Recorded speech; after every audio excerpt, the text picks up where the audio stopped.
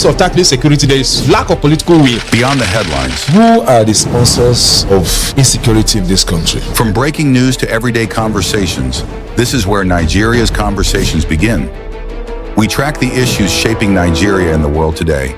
The world is talking, and we're listening. This is Trends on LJE News.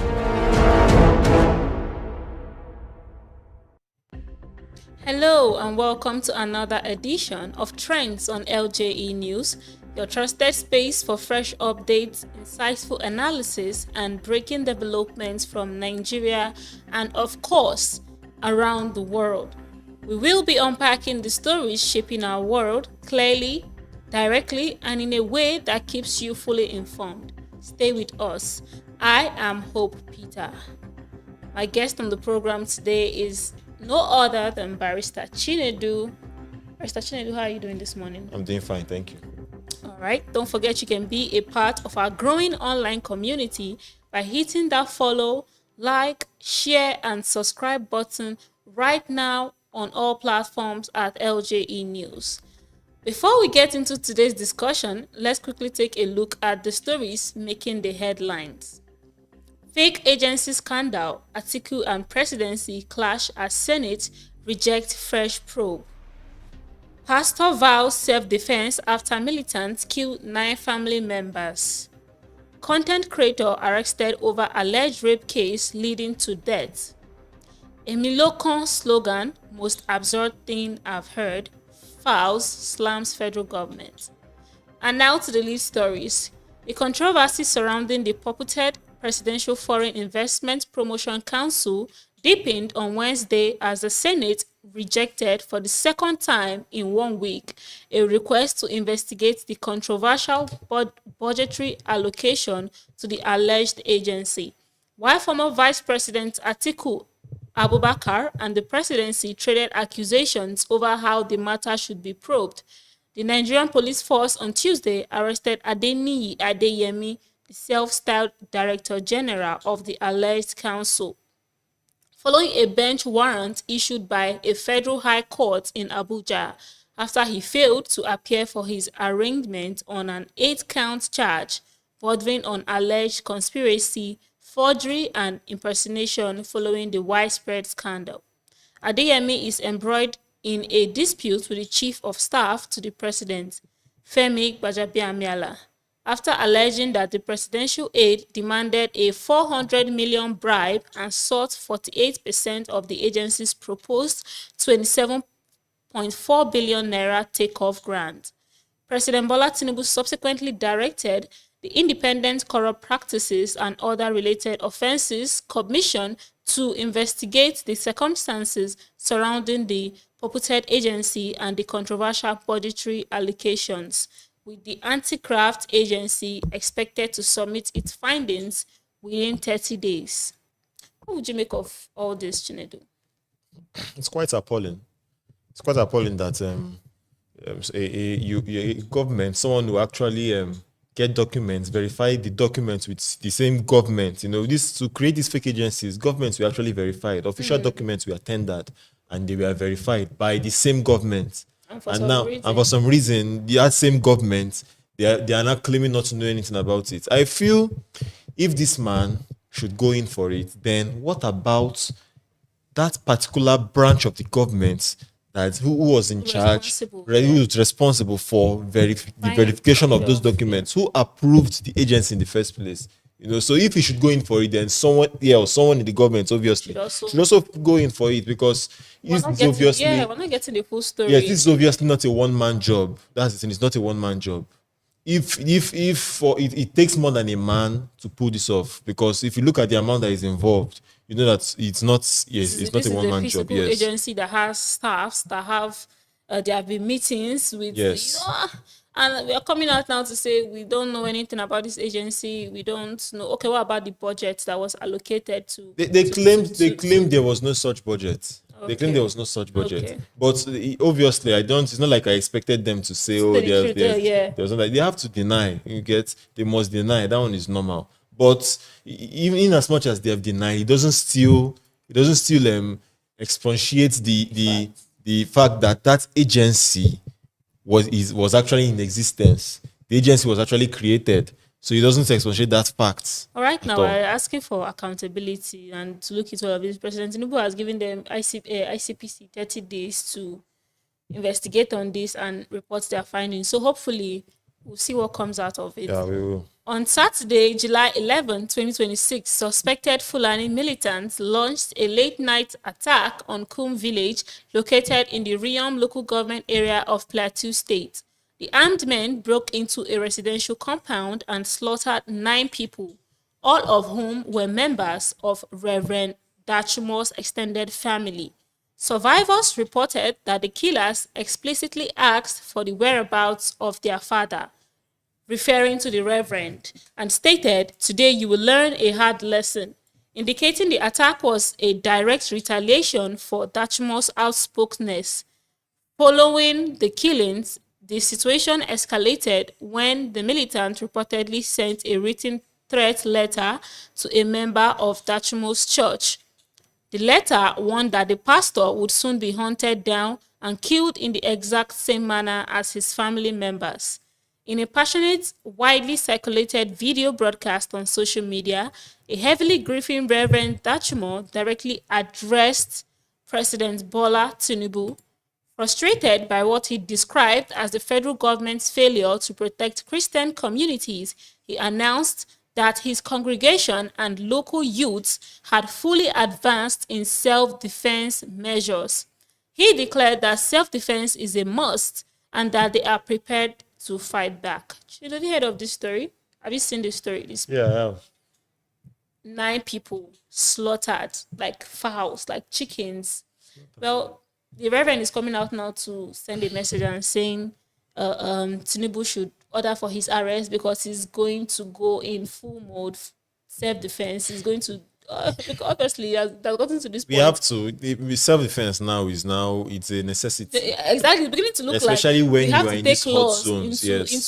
into your own hands because no one is coming to save you. No one is coming to No save one is you at coming all. to save you. Imagine 9 people. 9 people, and they of his family members. and they still went further to send a send a threat to him. Then he was that next. he will be hunted down down. and killed the same way the 9 I think his family members were yeah. killed.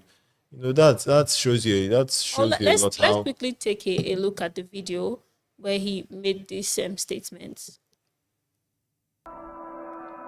I'm begging you in the name of Jesus, stop Islamic agenda. All over Nigeria, the Igbos, South Christian, be ready for self-defense. If Nigeria is going to be turned upside down, let it be. Under Muslim ticket, they want to finish us.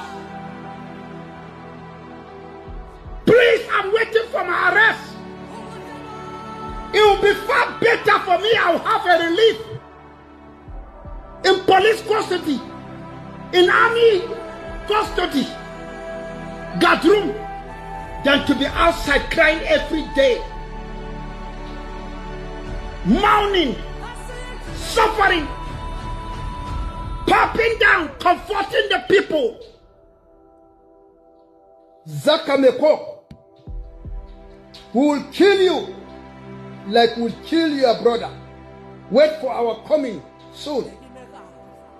The Fulani didn't know that we have advanced now in self-defense. We are prepared. And I have told my youth, Christianity must survive. Let more security be added in Barkiladi local government. Because if this man is attacked, nothing will stop me from taking the lead into redeeming my people. You've seen the message, Chinedu. yeah, I saw it. I got the message. It's sad that those who experience that, and you can see how much he is in pain. Because Of course, anyone will be in pain. Imagine just losing one family member, but imagine having to lose 9 as at a stretch in one I night, see how much he is in pain, and this shows just that because they're trying to come after you. And the earlier we tackle this issue now, the better for us. Because if this can happen to them, I think it can actually happen to anyone. You know, these people, and especially when you look at the locations, these people are actually in hot zones. You know, they are in hot zones, and it's high time they took up arms against these insurgents, against these terrorists, these bandits. Because if they can't, no one will actually come to their aid. They are the ones in charge of themselves. They have to defend themselves. So when people are actually saying that, okay, the government shouldn't make, self-defense shouldn't be a thing, to get guns. Yeah, I was getting to that. I was going to ask, what does the law say about self-defense? In as much as we've been saying, clamoring for self-defense, defend yourself and all of that, but then we still have to do things that are within the law. Yeah. So what does the law say about self-defense? Well, in your right to defend yourself, you can actually. But to what defend extent? yourself. The moment you are attacked, the moment there's a threat to your life or property, yes, you are free to defend yourself. Where you go against or contrary to the law is when maybe the threat to your life or property has ceased. And once the threat to your life or property has ceased, and you still go further. Let me give for instance, someone attacks you with a machete, and you are able to take the machete from the person. Maybe after say a minute, or not even up to a minute, after you have subdued the threat has been neutralized. The person is no longer a threat to your life and property at that point in time. Then you still go ahead. You take an extra step to cut off the person's head. That's no longer self-defense. That's actually manslaughter. Because then you are not doing that from a point of defense. Now you are doing it from a point of, should I say, a point of malice. You can't actually say the person now. You're depending on yourself. So what would you have them do? Let's take a quick. Let's imagine this: a thief or a robber breaks into your house and picks up a knife or a gun or whatever that he or she came with and tries to harm you. And if you are able to probably fight back and subdue you're able to fight back. Let me not say subdue, but you're able to get a hold of the weapon. So does that mean now that I've gotten a hold of the weapon, I don't have to retaliate and I just have to let them? As you've gotten hold of the weapon, you can actually, since it's in the heat of the moment, it's the heat of the moment, the person is there, the thief is there, the killer is there. Keep in mind that the person is not surrendering to you. He or she will still try to fight back. If that's the case, then that's actually passed as self-defense. You defend yourself because the person now is fighting back. So the person is still a threat to your life or property. But it's a different case when you subdued the person, you collected the guns, and now the person is on the floor. Maybe the person is now kneeling, begging you for his or her life. And that's no longer self-defense. You can see the difference in the instances. So people should learn how to defend themselves. I actually feel, even though we are known to abuse privileges and rights most times, but I think ammunitions, guns should actually be made at the stage we are in now. These guns should be made available. I know that there will be a lot of consequences, but even if it won't be made available in some areas, but let it be made available in these hot zones. People should be able to at least defend themselves. Let's quickly take a message. If our channel has informed you or kept you updated, please support us by clicking the subscribe button now and turn on your notification bell to keep you updated on trending topics, stories, news, and even conversations that matters and deserves to be heard. Your support means a lot to us. Stay tuned and remember to subscribe now. Thank you.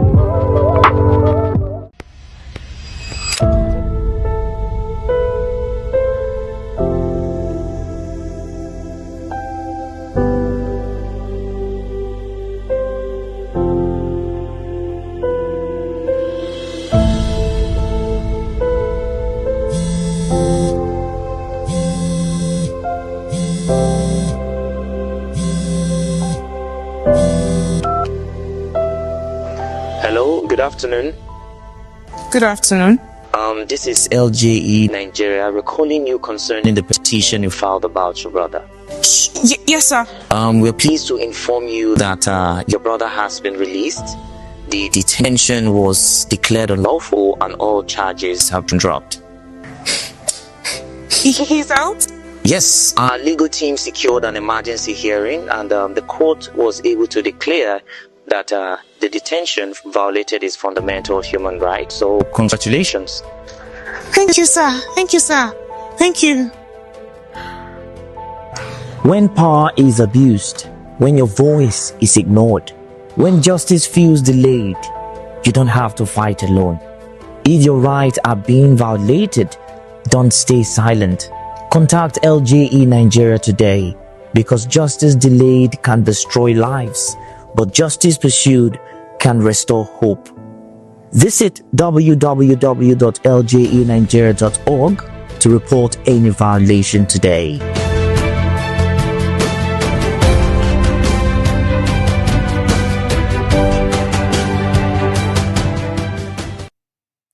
Welcome back from that short break. The Delta State Police Command have arrested popular Asaba-based content creator Ifeanyi Ogbonna, popularly known as Odogu of Asaba, over the alleged rape of a 20-year-old woman who later died by suicide.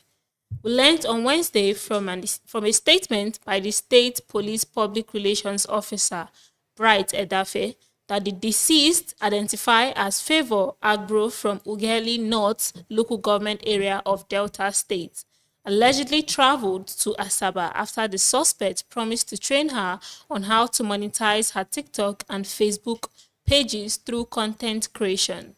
Confirming the incident, Edafe disclosed that the suspect allegedly took the woman to a hotel upon her arrival, where he reportedly raped and physically assaulted her. A human rights activist, Israel Joe, had on Tuesday shared on Facebook that the deceased had informed the suspect before the trip that she was not interested in a relationship. Joe claimed that the suspect assured her he would only train her in content creation. Joe noted that the woman returned home traumatized after the alleged assault and later took her own life after allegedly becoming discouraged about pursuing justice. Let's quickly take a look. Because people might drag him online. That was where my mistake came from. I went inside. Started saying stuff, he likes me, wants to be with me. And all that. Then I was on top of the bed. Foolishly me, I allowed him to put my clothes. That was where I made the mistake. And I told him that, please, I cannot do this. I'm done. I'm still a virgin. I had to remind him that maybe he's not remember how to remind him. So, I'm not doing this. So, even if I want to do this, I want to do it with somebody that I know that I'm dating. For love and not for money. I cannot do this for money or anything. Even about the money. Even when he carry me in town, but he don't tell me, say, okay, how much do you want? Or I'll give you the money. We did not bargain on sex with money. You know he's a man. He was already pulling my clothes. I was trying to stop him, but no, he was still pulling it. So I said, okay, this man is going to do this thing by force. He put my clothes, and I told him no. So he tried. He was not saying that the thing was not entering. So I told him that you see, I'm a virgin. So it will not enter. Just let me go. He said, okay. I still say I won't stand up. You know I'm lying down like this. Process of me to turn side and stand up. He can't use my back. He can't use my back face cramp. He can't use me and cover my mouth. He used his hand to cover my mouth and then he pressed my back on the bed. Close like what? It was not raping me. I was shouting. Nobody could hear. I couldn't even shout to him because of the pressure of his hand on my mouth. So they did it. He really did it. My head burst. And I stopped. Honestly, don't like seeing videos like this. It triggers me. It makes me sad because at the end of the day, what business do you have forcing yourself on a 20-year-old? I don't get it. I don't get the. Let me not say men because now people say it's not every man. You say men now, you say it's not every man, but it's always a man. It must always be someone. Why What do you mean by women someone? also, women are What also do you mean capable. by someone? Women are also capable No, of rape. it's always a man. It's always a man. It's not all men. It's not It's always a man. It's not What always do you a mean it's man. not always a man? It's Now always look at the ratio of men to women. How many before you hear a woman? I'm not saying women don't rape people, but before you get to a woman raped someone. The question is how And many look men. at- The and question look is how at- many men speak up. Oh, so That's the question, many men that's the speak up. narrative you're trying to push Some now. men, a woman can rape them, and they'll be like, if I come out now and say that a woman raped me, they'll laugh at me. They'll start saying, so there are different. That's what society has turned into now. Some So men what don't do you speak mean up, men don't speak up because they feel if I come out to say a lady raped Some men me, think that way. That's actually how it and is. Some men think that why way. is that? Why Because men, a man is a man. A man always has his pride, his ego is always there. So when let's assume a woman rapes you, a woman whom biologically is supposed to be the weaker, the weak. Yes, now biologically, a woman is bigger than a man. Now you're coming out now to not tell the public that person who is biologically weaker than you raped you. No, that should not be a thing, because if you were raped, you come out and speak up. Okay, now back to the story. This lady took her own life because she feared she would not be able to get justice after what happened to her. I don't know if it's the fact that the rapist is a popular person and she probably felt he has more he has the upper hand, and I don't want to be throwing blames at this point. It's just sad that the result is actually sad. It resulted to her death. That's the sad part of it. But this is also an eye opener to the ladies out there. Don't be going out. When a man or when someone makes you these promises, come over you, and this one you're going from one state to another. For a man that now, you've never seen, you're only on TikTok even because of TikTok. Even if she wasn't going there for sexual purposes, according to her, she was going there because he claimed he was going to book her through content creation and all of that. But it's still risky. At the end of the day, I'm not even sure her parents knew she was there at that time. It's that social. Let me call it the social pressure. Yeah. You're seeing others on TikTok. They are making it on TikTok now. You want to be like them on TikTok. You now have to cross. You left your state all the way to a different state to meet someone whom you haven't seen. The only place you've seen him before is just on TikTok.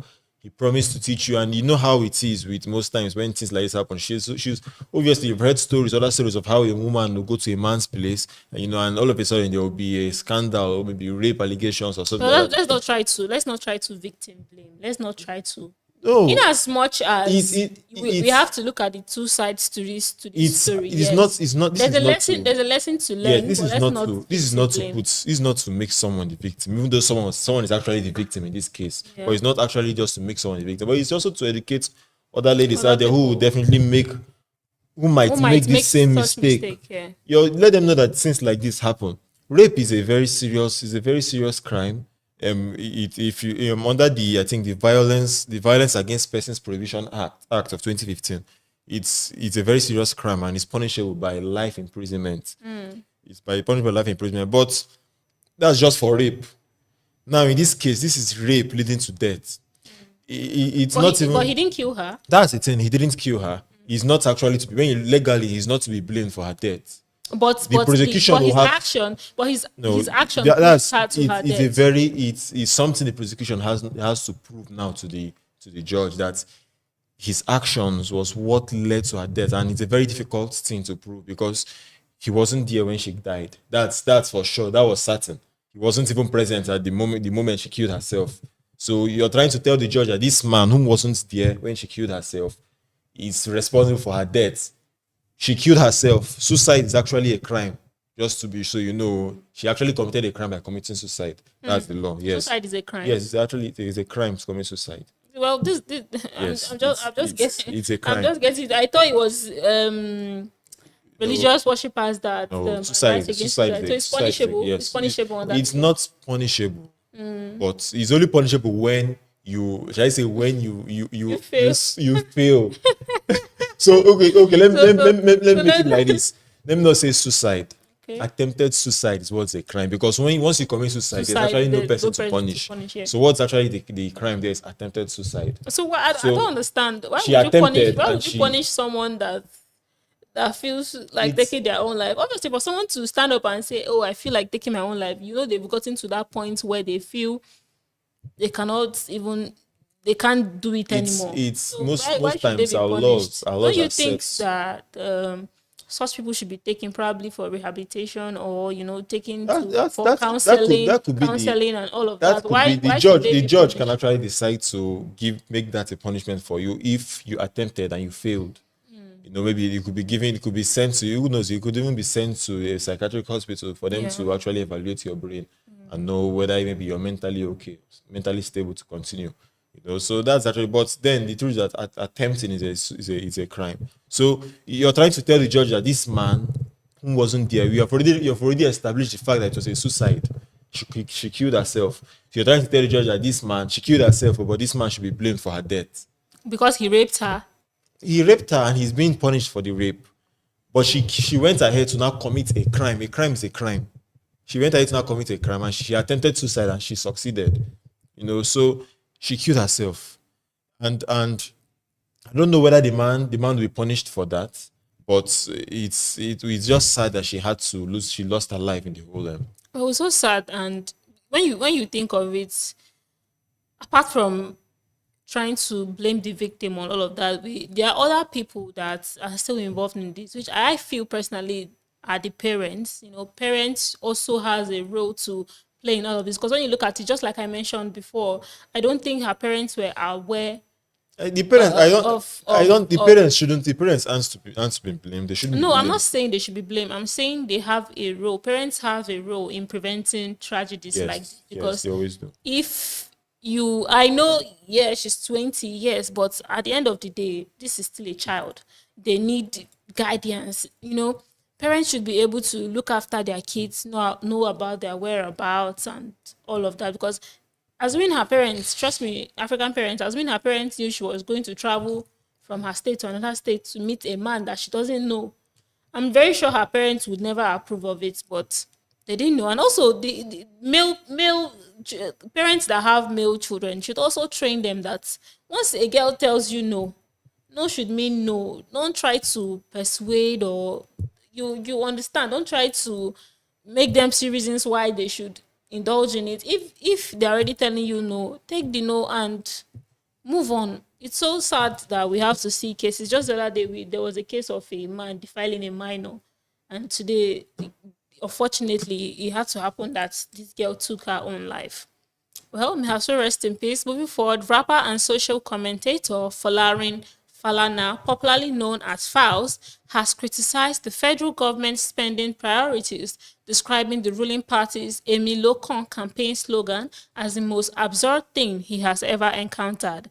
The entertainer stated this during an interview where he took the issue with the government officials, citing pressure on the administration as an excuse for unmet promises.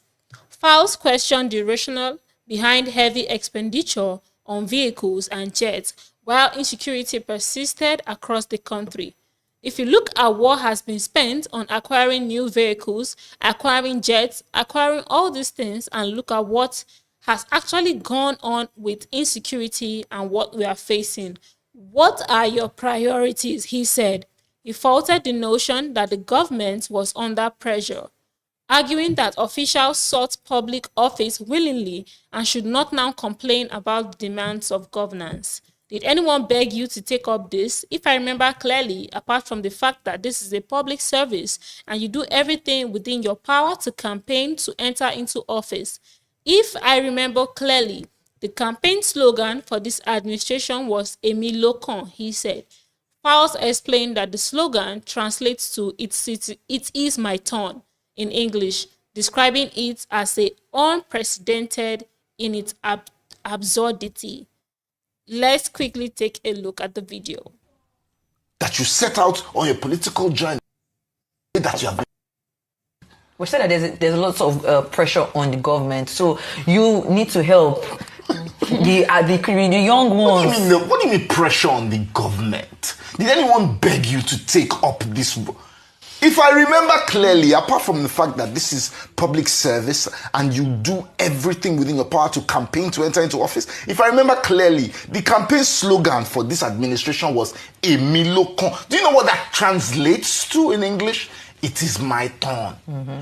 I've never seen anything more absurd than that in my entire life. That means from day one that you set out on your political journey, this is the day that you have been waiting for. So why can you come and say pressure is much on you? Are you okay? Well, sorry, not sorry. I have to agree with Falz on this one. When this administration were campaigning, they were shouting everywhere, Emi Lokan, which translates to it is my turn. And I'm very sure most Nigerians at that point were, what do you mean it is your turn? This is an issue of we're looking for good governance. We're not doing, oh, it's my turn now, it's my turn to get into office.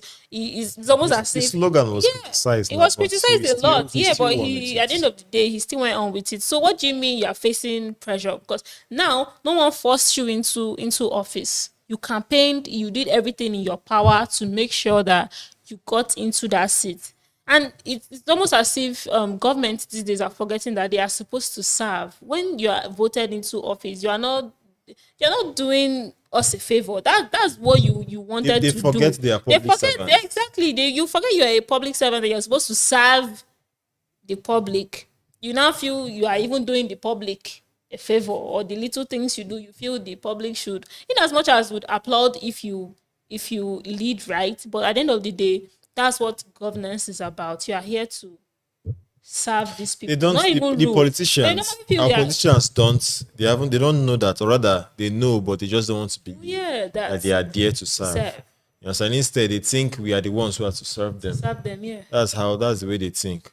You can see that they portray that in their everyday life. Every decision. The way they act, the way they do, you see they feel they are above the people. And I don't blame them, because most times it seems so. It seems so most times. We can remember we can see what happened between David Umahi and the girl who died in his residence. The naked girl who was found naked in his and dead in his residence. If that was a normal person, maybe not David Umahi, just if it was, let me put myself in his shoes. If that was me, maybe I'm not a politician. Maybe I'm just a normal random guy. You know, if that was me, will I still be working free? I don't think I'll still be working free. I don't think I'll still be going about my daily life. I think by now I'll be in Kirikiri or so. So that's show you how. So the law in Nigeria most times don't even apply to them. So it now makes them feel like they are superior. Like they are better, that they are not there, that they are the ones to serve them. That's just it is, and it's quite appalling. Oh, that's too bad. Before we wrap up, let us remember that security begins with awareness and action. Criminal activities thrive when people remain silent. We encourage everyone to report suspicious movements, share credible information with the appropriate authorities, and respond promptly to security concerns in their communities. Your voice could make the difference between preventing a tragedy and reacting to one. Stay alert, stay informed, and let's work together for a safer society. And of course, that's it for today's edition of Trends on LJE News. Many thanks to you, Chinedu. Thank you so much for joining me today. You're welcome. To our viewers and listeners, make sure to follow, like, share and subscribe at LJE News on all social media platforms to stay in the loop and join the conversation ahead of our next show. I am Hope Peter. See you next time. Bye for now.